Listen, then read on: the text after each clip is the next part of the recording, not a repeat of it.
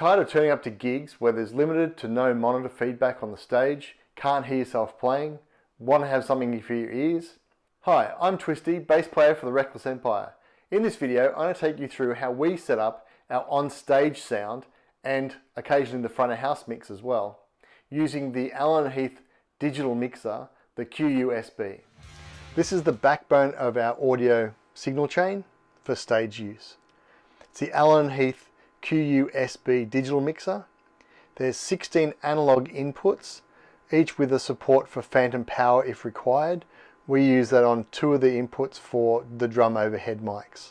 There are 10 monitor outputs, 3 stereo and 4 mono, which we use for in-ear monitoring and stage monitors. And there's a main left and right, which we use for powered speakers if we're providing the front of house. There's also a stereo in. We use this for our electronic drums, which we use as either trigger pads, or in some acoustic gigs we use that instead of a cajon. You'll notice that this is basically a stage box and there are no sliders. Control of the unit is done via the QPad app on iPad you can see sitting on top of the unit.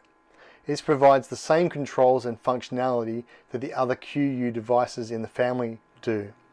There's the QU-16, the QU-24 and the QU-32, all functionally the same. The QU-SB is connected to a small Wi-Fi router via the white cable. We use the Apple Airport Express, and the iPad connects to the same Wi-Fi network for its control. We've chosen this stage box option over the QU-16 so we can leave it at the back of the stage, not worry about being bumped, beer spilt on it, or setting up the mixing station in front of the venue taking up valuable space that punters could be. Also, with no sliders, the drummer can't change things. For simplicity in cabling, like most desks, we use tape to label each of the channels. Connecting our gear into the mixing desk requires some microphones, and we also use Line 6 Helix for bass and guitars. While the desk can take both TRS and XLR inputs, we've standardized on the XLR for the inputs. For one of the guitarists, he doesn't have a Helix, I'm not sure why. We use these Sennheiser E609 guitar mics. They hang over the amp cabinet and pick those up. Easy, don't need a stand for those. Drum mics, we use AKG. Here's an example, here's the kick drum. The snare and toms all use the same. And we have a pair of pencil mics. These are for the overheads. These are phantom powered, and the channels on the desk have been enabled for phantom power for these particular microphones. One of the guitarists uses the HX Floor. That goes in 2 channels, XLR out of the Helix into a left channel and a right channel. For my bass rig, my live rig at the moment is HX Stomp. I have a 1/4 inch TRS to XLR cable, about a meter long, and I use that to go from the Stomp into a single channel on the desk. If I'm using my bigger LT, Helix LT, for bigger gigs, then I'll have that as left and right, so I'll take up 2 channels. The 2 channels from a bass are basically because of the Yamaha Attitude stereo. So I take up 2 channels, 2 amps, 2 channels. For vocals, we've got 2 Sennheiser E935s, which is being used by main vocals and drum vocals, and I've got the Rode M1. I find the Rode M1 similar to the Shure SM58. It was slightly cheaper on the day and it was in stock. For in-ear monitors, we've got 2 styles. Some wireless packs, and we also have some wired packs. The wired packs are for the drums and the second guitarist who don't move around, so they don't need to be wireless. And we also use them as backups for the wireless systems.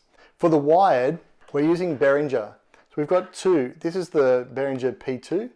This is quite compact, fits on a belt. It can run stereo or mono, however we have them configured as mono, and they're very simple. On volume on, off, wired in, takes up a single monitor out on the desk. For the drums, because panning the overheads left and right makes it a bit more spacious or spatial awareness for the drummer, we use these ones. These are the Behringer P1. These take 2 inputs, and we can run those as either mono or stereo. But as I said, for the drums, the drummer prefers to have them as a stereo for the panning. Again, very simple, on, off, balance left, right. That's it. These are battery powered. They can be powered, but we run them off battery. Again, this one's stationary, sits at the drum stool. The 4RU gator case that we use to house the QU-SB unit also houses our 2 wireless units, which we have at the back of the case, as you can see here. The first one at the top is the MiPro MI808. That's the one that I use. And the second one is the LD Systems MEI 1000G. Both of these are configured as stereo. Both of these units are cabled so that the cables stick out the front and are connected into the monitor channels.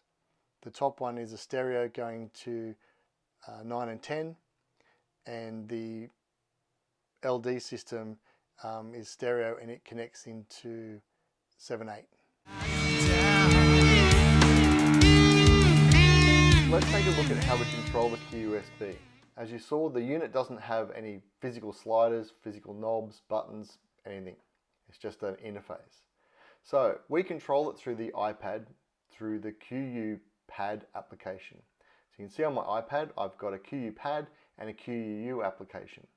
The QU Pad is to control the unit itself, and the QUU is a subset which allows an individual to control their own personal monitor mix, and we'll talk about that later. So I select QU Pad. It then brings up a list of the devices. I can look at connecting to my Reckless QU-SB. There are 3 options: admin, standard, basic. Now you can put passwords on all of these to restrict who can accidentally or accidentally on purpose access it or keep the drummer out. As the front of house operator, I usually choose admin because it gives me full access. Standard and basic give reduced access. If I go to admin, it then prompts me for a password. Again, password is optional. Now I put the password in, it comes up with the main display. So the main display you see here is very similar to what you would see on a normal analog desk or digital desk, like the QU32 or the 16. Each channel has its own slider. I can turn the channel on or off. I can relabel the channel. I can mute the channel. And I can also change the gain for the channel. For our overhead mics, we have those joined as a pair. See, as I move one slider, both sliders move. So they're joined together as a parallel thing. I've panned one to the left and one to the right. I also, you'll see, have them highlighted as the 48 volt phantom power. So these microphones require the phantom power, so we have enabled for that. If I look at the kick, I don't have the phantom power enabled for it. As I said, main controls a slider. Left and right, the blue button at the top, which I'm linking. This is the main left and right front of house mix. There's a main control. This main control has a parametric EQ. It has a graphic EQ and has a compressor. Each individual channel has its own noise gate, parametric EQ, or compressor. On the right hand side, you'll see there's also a mix select, so I can create effects and add those to the channels or to the group itself. I can group channels and I can have monitor mixes. We'll talk about monitor mixes in a moment. We have 32 channels, up to 32 channels, if I slide across, and a number of stereo channels. You see we use one of the stereo channels for the E-drums. Now we only have 16 channels on our desk. However, this can be expanded using an external digital snake from Allen Heath up to another 16, so up to 32, to bring it up in line with the QU32 scale. recording live gigs or recording our acoustic YouTube channel sessions, we use the same unit. Under Home, there's an option for Q drive. So Q drive allows us to stick a memory stick or a solid state hard drive into the USB slot on the front of the device. And this allows us to record either a stereo mix above the white line or up to the full 16 channels we have as individual channels. When we do our YouTube recording and our live recording, we use the 16 channel, the bottom part. That allows us to then take those back and then process it and edit it back in a DAW such as Reaper or Pro Tools later on, ready to go up to YouTube. This is great because it means we don't have to carry a laptop around with us. It's all contained in the same box.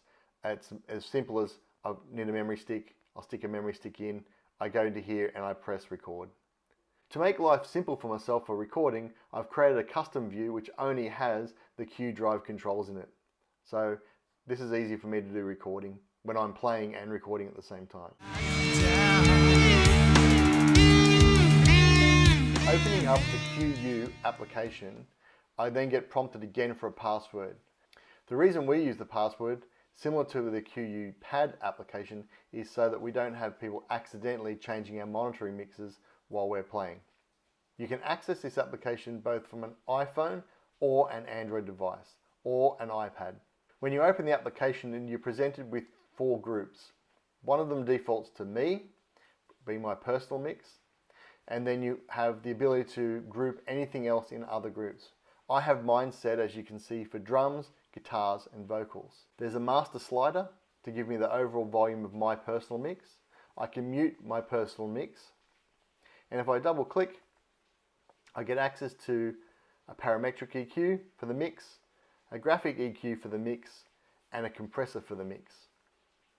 The individual group barrels allow me to change the volume down or up for an entire group mix for that particular group. In this case, I'm changing the volume in my mix for the drums. If I want to double click on that, it then brings me up the individual mix for that group. So you can see here I have all the drums set. I can change the individual sliders to change that for each of those, so I can mix it myself, and then going back I then get the overall volume mix. Guitars are very similar. You can see this one, Simon's guitar has a mic, and the Helix is set as a parallel left and right, based on the same as the front of house mix. For vocals, I have 2 vocals, and under me I've got my bass, which again is Helix. I've got parallel control over the volume, and then I have my own vocals. So I can have more of me bass, more of me vocals, or just more of me all over. It's quite easy to assign. Clicking on the assign button, I can then select additional channels that I want to have in my mix, and they'll just appear. You can also lock. This gives me the ability to lock it so that every time I open this app, it will be the same, and nobody can delete, or I don't accidentally delete some of the assignments. So there you go. From an iPad or an iPhone or an Android device, I've quickly got the ability for myself to personally change what's hearing in my ears as opposed to what everybody else is hearing in their ears.